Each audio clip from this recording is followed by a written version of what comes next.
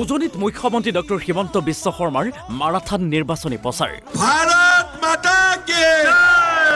নৰেন্দ্ৰ মোদী জিন্দাবাদ আকৌ এবাৰ চলো গান লগা ডিব্ৰুগড় লোকসভা সমষ্টিৰ বিজেপি প্ৰাৰ্থী সৰ্বানন্দ সোণোৱালৰ হৈ 4খনকৈ নিৰ্বাচনী সভাত অংশগ্ৰহণ মুখ্যমন্ত্ৰী ডক্টৰ হিমন্ত বিশ্ব শৰ্মাৰ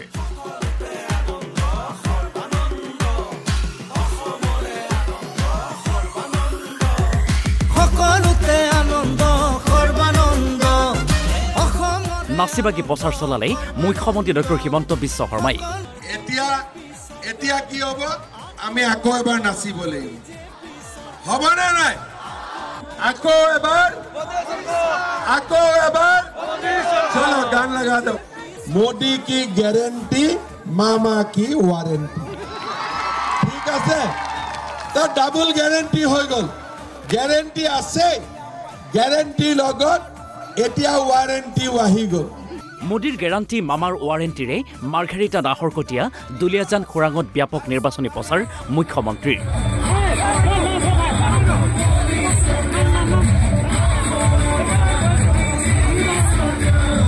মুখ্যমন্ত্ৰীৰ সভাৰ বাবে নাচিবাগী আপোন পাহৰা এইসকল মহিলা ঝুমৰ নাচি আনন্দ প্ৰকাশ কৰিলে চাহ জনগোষ্ঠীয় একাংশ মহিলাই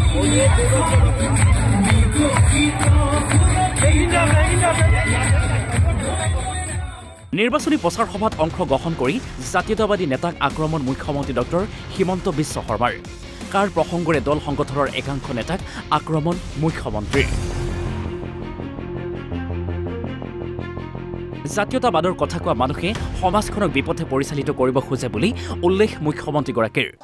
একচাম লোকে প্ৰচাৰ কৰিছিল যে সিএ আহিলে অসমত বুলে 2 কোটি মানুহ আহি যাব ইমান প্ৰচাৰ কৰিলে আন্দোলন হল 5 জনকৈ শহীদৰ মৃত্যু হল আজি সিএ আজি পৰ্যন্ত মাত্ৰ এজন লোকে আবেদন কৰিছে তেওঁলোকে কি কৈছিল 2 কোটি আহিব আৰু আজি এপ্লিকেশন কিমানে কৰিছে মাত্ৰ এজনে এপ্লিকেশন কৰিছে তাৰ মানে আপোনালোকে চিন্তা কৰক এই জাতীয়তাবাদী কথা কৈ থকা মানুহবিলাকে আমাক কিমান বিপথে পৰিচালিত কৰিব খোজে পূৰ্বে গুৰ্খাসকলক বিদেশী বুলি প্ৰচাৰ চলিছিল যদিও বিজেপি চৰকাৰৰ দিনত সলনি হ'ল অসমৰ পৰিৱেশ অসমত আৰু এতিয়া গুৰ্খা বাই ভনীক কোনেও আৰু বিদেশী আখ্যা দিব নোৱাৰে বুলি ভাষণত উল্লেখ কৰে মুখ্যমন্ত্ৰী ডক্টৰ হিমন্ত বিশ্ব শৰ্মাই অসমত আগতে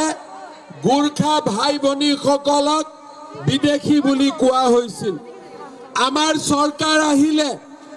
আমি অসমত এটা পৰিৱেশ নিৰ্মাণ কৰিলো এতিয়া কোনেও গুৰ্খাসকলক বিদেশী বুলি নকয় আৰু ক'ব নোৱাৰে শাসনৰ মাজে মাজে মাৰ্ঘেৰিটাৰ যুৱকসকলক লৈ ধেমালি মুখ্যমন্ত্ৰীৰ যাৰ বুলেট লাগে বুলেটৰ পিছফালে উঠাব কোনোবা আছে নে নাই আছে ভাস্কৰ সঁচাই আছে নেকি সিহঁতৰ হা আছে বাপৰে সঁচাই আছে ৰেডি भारत माता की नरेंद्र मोदी মাৰ্ঘেৰিটা সভা শেষ কৰিয়েই নাহৰকটীয়া সৰ্বানন্দ সোণোৱালৰ হৈ নিৰ্বাচনী প্ৰচাৰ মুখ্যমন্ত্ৰী ডক্টৰ হিমন্ত বিশ্ব শৰ্মাৰ সভাৰ আৰম্ভণিতেই বিহুৰ শুভেচ্ছা জনালে মুখ্যমন্ত্ৰী ডক্টৰ হিমন্ত বিশ্ব শৰ্মাই মই আপোনালোক সকলোকে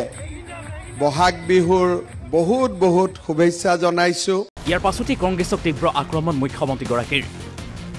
কংগ্ৰেছ চৰকাৰৰ দিনত কাজিৰঙাত দৈনিক 3টাকৈ গড় মৰিছিল বুলি আক্ৰমণ মুখ্যমন্ত্ৰীৰ কংগ্ৰেছৰ চৰকাৰ যদি আৰু 5 বছৰ থাকিলেহেঁতেন তেন্তে কাজিৰঙাত এটাও গড় নাথাকে বুলি ভাষণত উল্লেখ মুখ্যমন্ত্ৰী ডক্টৰ হিমন্ত বিশ্ব শৰ্মাৰ কংগ্ৰেছৰ দিনত কি হৈছিলে ৰাতিপুৱাও এটা গড় মৰে দুপৰীয়াও এটা গড় মৰে গধূলিও এটা গড় মৰে আৰু কংগ্ৰেছ চৰকাৰ যদি অসমত আৰু 5 বছৰ থাকিলেহেঁতেন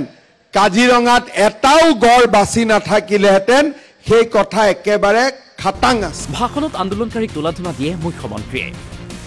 লুৰিণৰ দুৰ্গৰ পৰাই লুৰিণক আক্ৰমণ মুখ্যমন্ত্ৰীৰ। ডিব্ৰুগড় লোকসভা সমষ্টিৰ জাতীয় পৰিষদৰ প্ৰাৰ্থী লুৰিণজ্যোতি গগৈ আন্দোলনত মানুহ মৰে বুলি আক্ৰমণ মুখ্যমন্ত্ৰী ডক্টৰ হিমন্ত বিশ্ব শৰ্মাৰ। আমি কি আন্দোলন কৰোঁ? সাংস্কৃতিক আন্দোলন, যাতে আমাৰ ইয়াৰ পৰা লভলিনাৰ জন্ম হ'ব পাৰে, আমাৰ পৰা হিমা দাসৰ জন্ম হ'ব পাৰে, আমাৰ মাজৰ পৰা জুবিন গাৰ্গ, পাপনৰ দৰে গায়ক জন্ম হ'ব পাৰে। আজি বিজেপিয়ে কি কৰিছে? বিজেপিয়ে আন্দোলন কৰিছে। লুৰিণজ্যোতি গগৈ আন্দোলনত মানুহ মৰে, বিজেপিৰ আন্দোলনত মানুহ ভোটা তৰাৰ দৰে জিলিকি উঠে। নাহৰকটীয়াৰ পাছতে দুলীয়াজান আৰু খোৰাঙৰ নিৰ্বাচনী সভাত অংশগ্ৰহণ কৰে মুখ্যমন্ত্ৰীগৰাকীয়ে। প্ৰতিখন সভাতে ব্যাপক সঁহাৰি দেখা গ'ল ৰাইজৰ। হাজাৰ হাজাৰ লোকৰ সমাগম ঘটিল প্ৰতিখন সভাত। Bureau report NB news.